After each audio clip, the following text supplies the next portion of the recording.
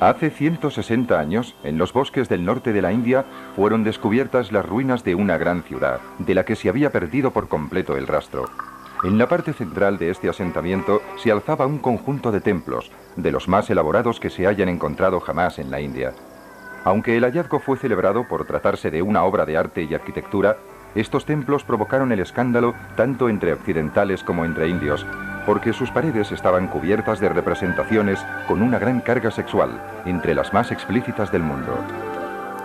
Soy John Rhys Davies. Vamos a descubrir juntos los misterios de los templos indios de Kama Sutra.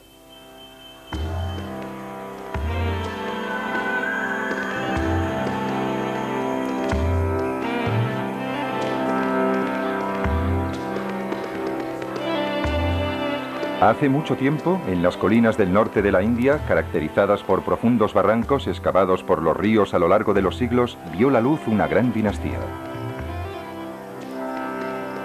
Este reino gozó de prosperidad durante 300 años.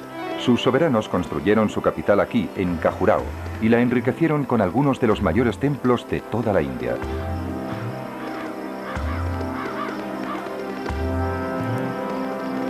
Estas auténticas montañas de roca representan el universo en miniatura. La vida entera está esculpida en estos muros. Desde las divinidades hasta los soberanos. Pasando por la gente corriente, representada realizando sus actividades cotidianas. Hoy día, estos templos son una atracción para los turistas de todo el mundo. El elemento de Khajuraho que atrajo la atención del mundo entero fue la extraordinaria muestra de esculturas eróticas.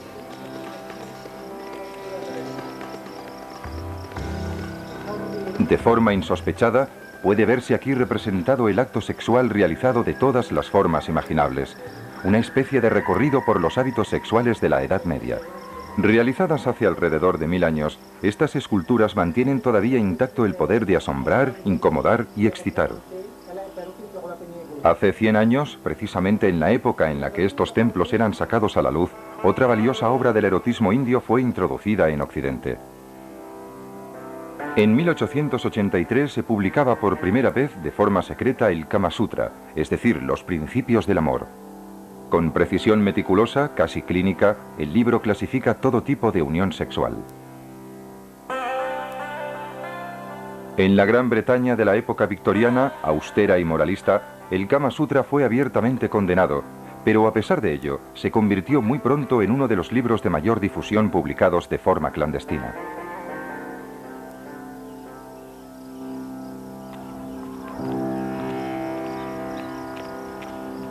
Pero si el Kama Sutra se limitaba a describir con palabras las diferentes formas de unión sexual, las esculturas de Khajuraho las mostraban públicamente, de forma visible para todos.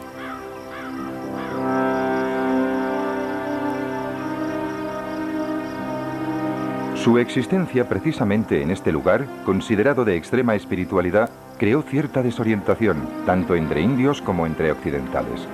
Tras un siglo de estudios, los arqueólogos han encontrado por fin algunas respuestas. La historia moderna de los templos comienza bajo el Imperio Británico en la India.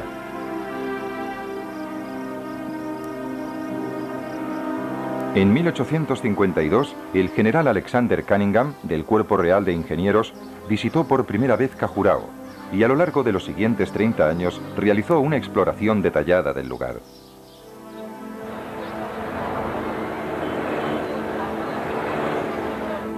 Cuando Krishna Derby se convirtió en director del Observatorio Arqueológico de la India, continuó la actividad de Cunningham. Nosotros le llamamos el padre de la arqueología de la India, porque fue el supervisor, el responsable de todos los yacimientos arqueológicos del norte de la India. Estas fotografías demuestran el estado de abandono de los templos cuando Cunningham empezó su trabajo. Las paredes se resquebrajaban, los tejados se caían a trozos, todo ello estaba cubierto de vegetación. Las minuciosas descripciones de Cunningham sentaron las bases para posteriores generaciones de arqueólogos. El general Cunningham no dudó en manifestar su opinión sobre este tipo de arte erótico. Inmediatamente sobre la base del templo se encuentran 3 niveles de esculturas. todas indecentes y la mayor parte incluso obscenas.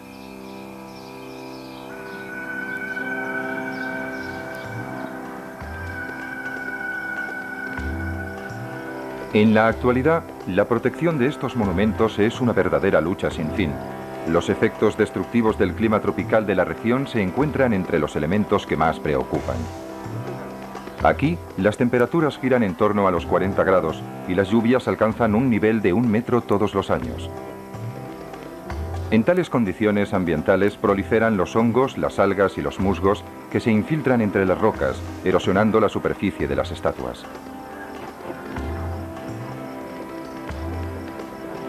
Durante la estación de los monzones, el agua de la lluvia se filtra en las grietas, debilitando los muros de sujeción. Los cimientos se hinchan y la integridad de las estructuras resulta afectada en su base.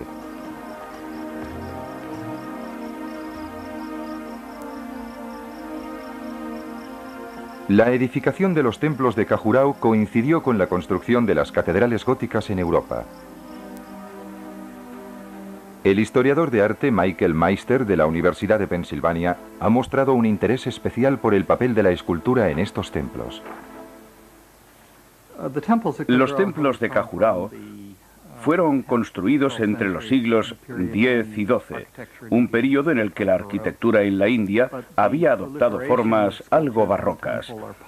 Pero la proliferación de esculturas forma parte del significado del templo. Lo convierte en un modelo del cosmos, de cómo ha sido creado el mundo, y explica en qué consiste su diversidad. En Khajuraho, los grandes templos están situados en alto, sobre una plataforma. El pavimento de esta plataforma representa el mundo divino. En la parte inferior, como si nos encontráramos por debajo del nivel divino, pueden admirarse relieves con imágenes que recorren todo el perímetro y que muestran distintos aspectos de la vida humana. Aparecen guerreros, reyes y obreros trabajando en la escultura de las rocas para el templo. Es un intento de representar en esos 1000 pies de escultura, alrededor de 300 metros, el mundo terrenal, la India medieval, no el mundo divino. En muchas culturas aparecen representaciones simbólicas del universo. Solo en la India se pone especial énfasis en las representaciones eróticas. A lo largo de los años se ha tratado de dar una explicación a este fenómeno. Tenían una finalidad puramente religiosa y eran, por tanto, una forma de poner a prueba la castidad de los monjes, obligándoles a convivir con las tentaciones de los placeres de la carne. ¿Tendrían tal vez una finalidad comercial al constituir una atracción para los peregrinos, a los que se les mostraban las prostitutas del templo? ¿O bien esas estatuas servían como manual de enseñanza? Lo único que sabemos es que los templos fueron edificados en un periodo de declive de la población. Una cosa es segura, en la India sexo y religión han estado casi siempre ligados entre sí, y en Khajuraho siguen estándolo en la actualidad. Todos los años, en otoño, las mujeres de la aldea participan en un antiguo rito de la fertilidad. Cada mañana se levantan al alba, se visten con sus ropas más elegantes y se dirigen al templo de las Chausat Yogini. Una vez allí, antes de entrar, depositan sus ofrendas de flores y agua.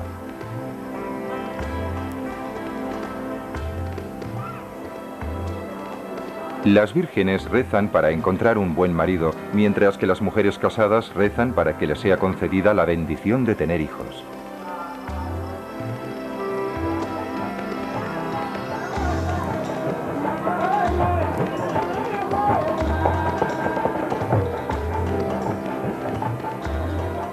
Al anochecer, se reúnen todas para celebrar el don de ser mujer.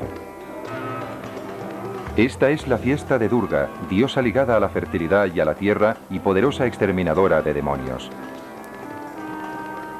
Mediante ofrendas a base de arroz, la mujer recibe de la diosa la ayuda necesaria para formar y mantener una fructífera unión matrimonial. Todo ello, en su acepción más elemental, equivale a poner la religión al servicio de la fertilidad. La historiadora de arte Devonga Nagasai es una autoridad en el estudio de la representación del erotismo indio.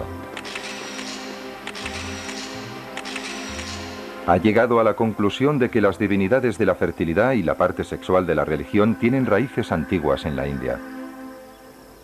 Podemos encontrar figuras eróticas en el arte indio a partir del siglo II a.C.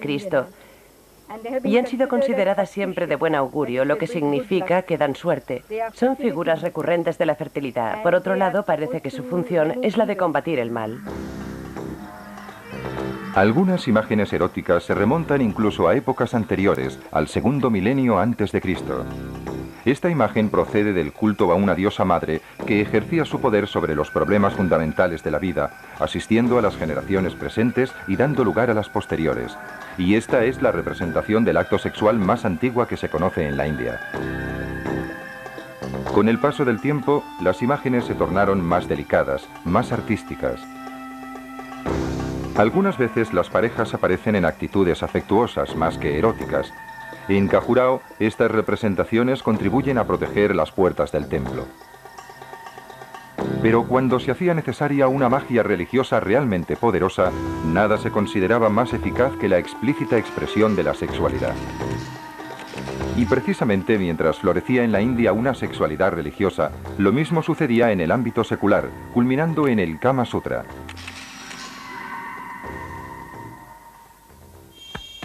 Hace 1600 años, cuando las rutas comerciales entre Oriente y Occidente atravesaban la India, la clase de los comerciantes indios gozaba de una prosperidad sin precedentes. En las ciudades floreció una cultura sofisticada, tan delicada a su manera como la de la Grecia clásica. Los acaudalados comerciantes que se entregaban a los placeres de la vida eran conocidos como Nagaraka, hombres de ciudad.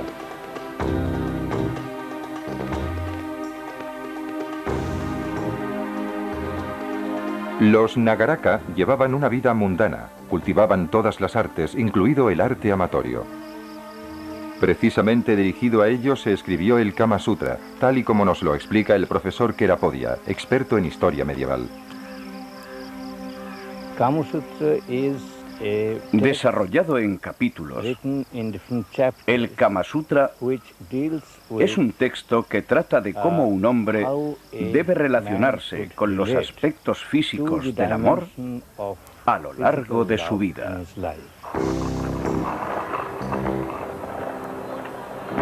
El Kama Sutra fue escrito en torno al siglo IV después de Cristo por Malanaka Vatsyayana, hombre sabio y de gran humanidad.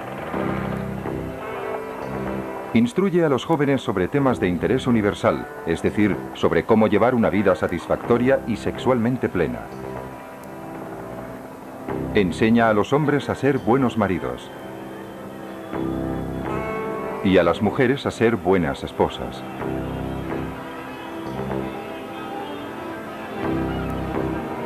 Describe con sensibilidad cómo despertar la confianza en una muchacha, introduciéndola poco a poco en el sexo. Las mujeres tienen la misma naturaleza que las flores y es necesario acercarse a ellas con suma delicadeza. Al mismo tiempo, Vatsyayana ofrece indicaciones sobre cómo introducirse en un harén. Él no lo aprueba, pero da útiles consejos para lograr no ser capturados. Más o menos en la misma época en la que estaba siendo redactado el Kama Sutra, otros estudiosos reunían y codificaban los textos antiguos que serían la base del hinduismo. Los mitos y las leyendas reunidos por estos estudiosos refuerzan los antiguos vínculos entre religión y sexualidad.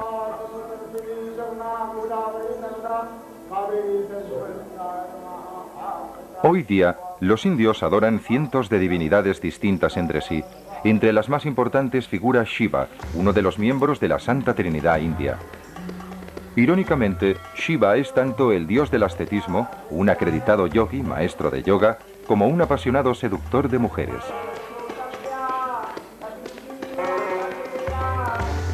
Su símbolo es el linga, un falo siempre en erección. Khajuraho cuenta con uno de los linga más grandes de toda la India. Una enorme columna de arenisca de cerca de 2 metros de altura y 1 metro de diámetro.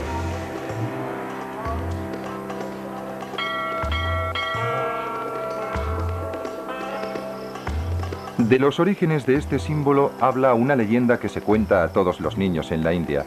Un día, dice la leyenda, Shiva se encontró por casualidad con un grupo de sabios que no reconocieron su auténtica grandeza. Shiva se transformó entonces en un asceta desnudo y sucio y sedujo a sus mujeres. Furiosos, los sabios lo capturaron y lo castraron, pero en el momento en el que su pene tocó el suelo, la luz desapareció del universo. Los sabios se dieron cuenta de su error e imploraron a Shiva que devolviera la luz al mundo. Él accedió, pero a condición de que a partir de ese momento lo adoraran bajo la forma de un falo, el linga, que se mantiene siempre en erección porque está henchido de poder. Shiva no derrama nunca su semen.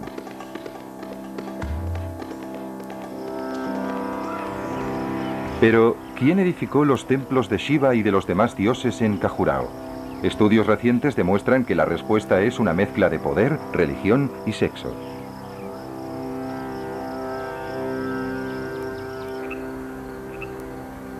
A unos 65 kilómetros al norte de Khajuraho se encuentran las ruinas de un magnífico complejo de palacios, en otra época sede de una gran dinastía, los príncipes Chandela.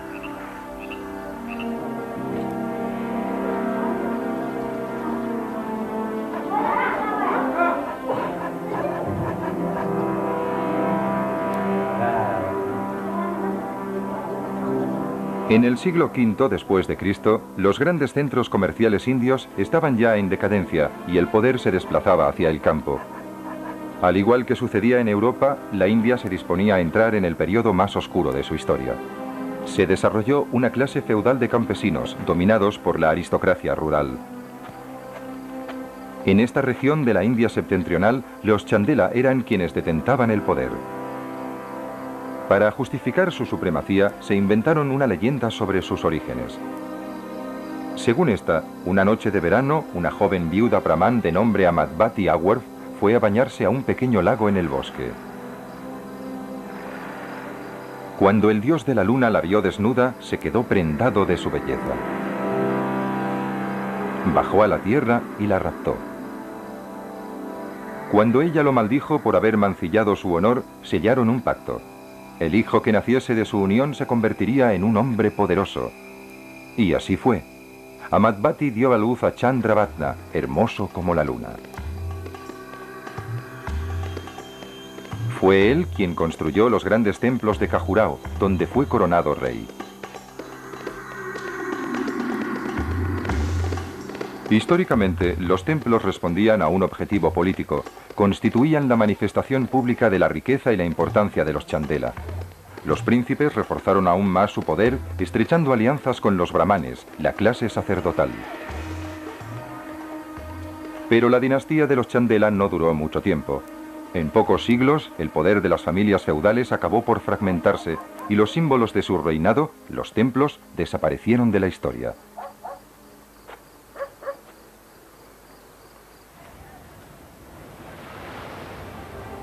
Paralelamente a la caída de las grandes dinastías, como la de los Chandela, cesó también en toda la India la construcción de templos. No obstante, existen zonas donde la tradición de las esculturas monumentales sigue aún viva. Los estudiantes de la Facultad de Arquitectura y Escultura de Madrás, en el sur de la India, estudian el significado de los antiguos motivos artísticos indios.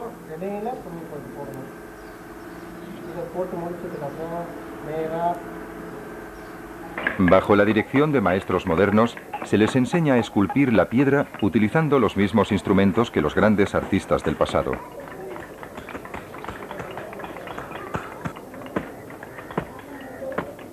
No muy lejos de la facultad trabaja una floreciente colonia de afanadísimos escultores. Docenas de minúsculos talleres producen innumerables estatuas. A menudo se trata de talleres familiares, donde el oficio es heredado de padres a hijos. Los trabajos, estatuas elaboradas para la restauración de viejos templos o para adornar nuevas construcciones, responden a encargos procedentes de todo el mundo. En el siglo X, cuando comenzó la edificación de los templos de Khajuraho, el arte de la escultura alcanzaba en la India su máximo esplendor. Pero la sofisticación del arte es engañosa. Desde los aristócratas hasta los siervos, la cultura en general se tornó supersticiosa y menos mundana. Las elegantes esculturas de Khajuraho despiertan la antigua fe en las diosas madres a través de la poderosa magia del erotismo.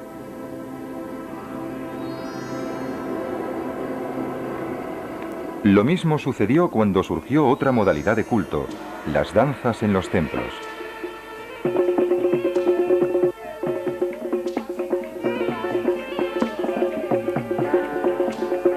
cada templo se reclutaban devadasi, prostitutas sagradas, esposas simbólicas de las divinidades para las que danzaban.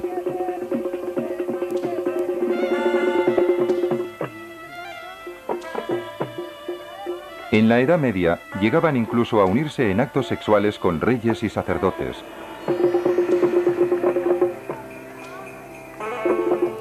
Al satisfacer tanto las exigencias de la carne como las del espíritu, difundían el mágico poder del sexo.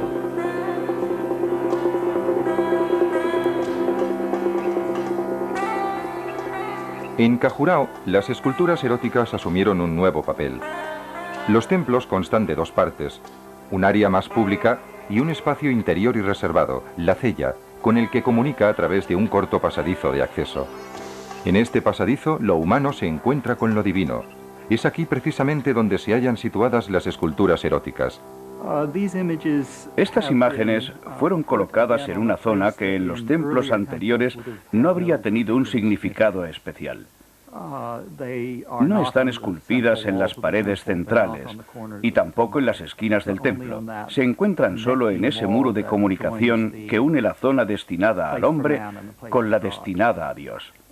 Es probable que el hecho de representar este tipo de imágenes, precisamente en estas paredes, constituya una especie de juego de palabras que describe la unión del mundo humano con el divino.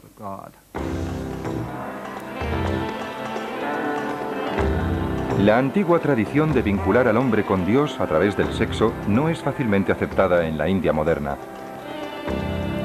Manifestaciones públicas de actitudes cariñosas e inocentes como una pareja acogida de la mano son contempladas con desaprobación.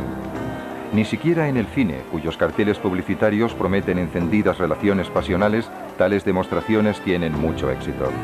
A los héroes y heroínas no les está permitido ni tan siquiera besarse. Los labios pueden temblar de deseo, pero nunca tocarse.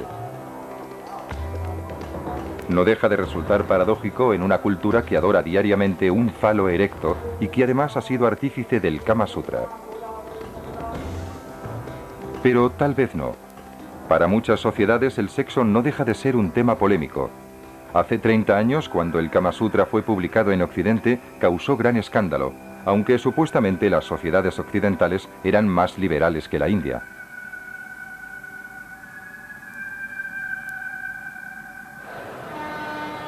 Hoy en día, en la India, la cultura vive una fase de transición en la que intenta reconciliarse con estas manifestaciones culturales de su pasado. Si reconocemos lo que la historia nos puede enseñar, la India conseguirá finalmente asimilar su herencia histórica.